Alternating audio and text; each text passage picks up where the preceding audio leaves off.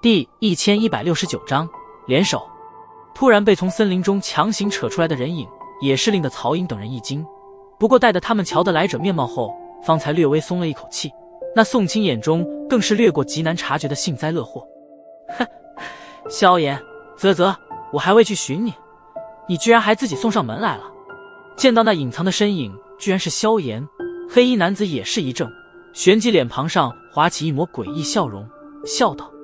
萧炎目光紧紧地盯着那陌生的黑衣男子，从这语气中似乎对方认识他，可在他的记忆里却是寻不出这1号人物斗尊阶别的强者。